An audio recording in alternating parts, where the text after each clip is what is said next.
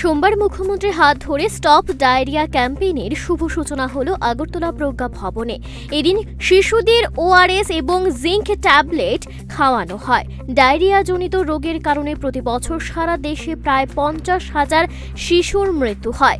এই রোগে আক্রান্ত হলে শরীর থেকে প্রচুর পরিমাণে জল বেরিয়ে যায় এবং শিশুর দেহে জলের শূন্যতা দেখা দেয়।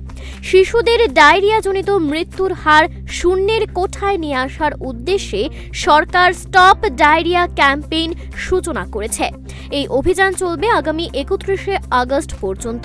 এই অভিযানের মাধ্যমে 0 থেকে 5 বছর বয়সের প্রায় 3 লক্ষ শিশুদের স্বাস্থ্য কর্মীরা বাড়ি বাড়ি গিয়ে 2টি ওআরএস প্যাকেট এবং 14টি জিঙ্ক ট্যাবলেট দেবেন। জিঙ্ক ট্যাবলেট শিশুদের তাড়াতাড়ি সুস্থ করে তুলতে এবং শিশুর রোগ প্রতিরোধ ক্ষমতা বৃদ্ধি করতে সাহায্য করে। মুখ্যমন্ত্রী অনুষ্ঠানে বক্তব্য রাখতে গিয়ে বলেন, শিশুদের যত্নের সহিত পরিষ্কার পরিচ্ছন্নভাবে খাওয়াতে হবে, পাশাপাশি রোগমুক্ত খাবার দিতে হবে।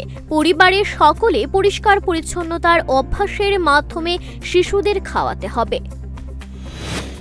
বিশেষ করে বাচ্চাদের ক্ষেত্রে, যেহেতু এখানে বাচ্চাদের বিষয়ে আজকে এখানে আলোচনা, বাচ্চাদেরকে যখনই তাদের মুখে কোনো খাবার আপনারা দেবেন, মুখের ভিতরে, কারণ it is the gateway of the body, কাজে সেখানে ভিতরে যাওয়ার আগে এটা পরিষ্কার পরিচ্ছন্ন আছে কিনা, তার মধ্যে রোগমুক্ত খাবার দিচ্ছেন কিনা সেটা একটু আপনারা দেখবেন। নিজের হাতে যখন খাওয়াবেন, আমরা দেখেছি অনেক সময় মায়েরা বা যাই দেই, অনেক সময় আত্মীয় স্বজনরা মুখের মধ্যে হাত না ধুই খাবার দিয়ে দিচ্ছে।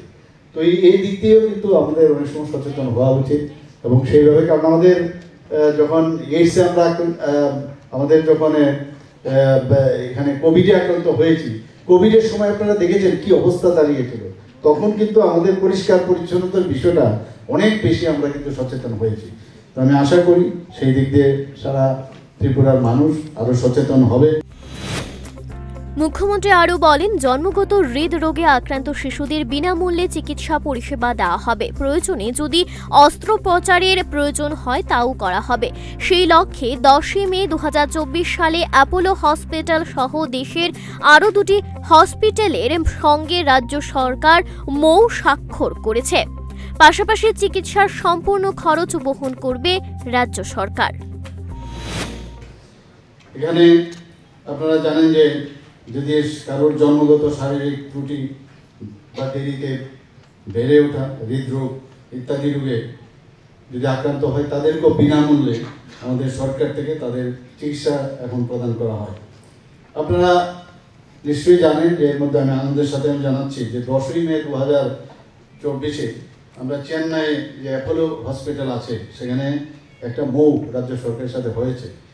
সেই মৌয়ের যে অনুসারে হৃদরোগ আক্রান্ত যারা বাচ্চারা আছে তাদের বিনামূল্যে সেই এবং তাদের অস্ত্রোপচার যদি লাগে সেটা বিনামূল্যে সেখানে ব্যবস্থা করা হয়েছে। আমাদের গভর্নমেন্ট মেডিকেল কলেজেও সেটা হচ্ছে এবং কলকাতা মেডিকা সুপার স্পেশালিটি হাসপাতাল এবং মণিপুরের সুইজা হাসপাতাল রিসার্চ সেন্টারের সাথেও এই যারা জন্মগত যে হৃদরোগের যে চিকিৎসা সেটা বিনামূল্যে করা হয়েছে। এছাড়াও বহিরাজ্যের বিভিন্ন যেসব হাসপাতাল, সেই ধরনের হসপিটালও আমরা এই চিকিৎসার ব্যবস্থা আমরা রেখেছি এবং এই চিকিৎসার পুরো খরচ বহন আমরা ত্রিপুরা সরকার আমরা করছি।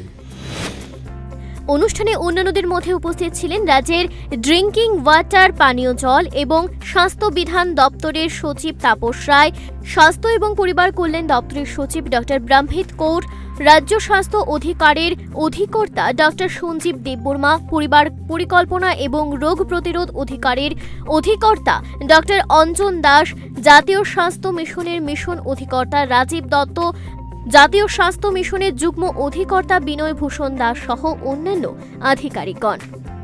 Bureau report, Times 24।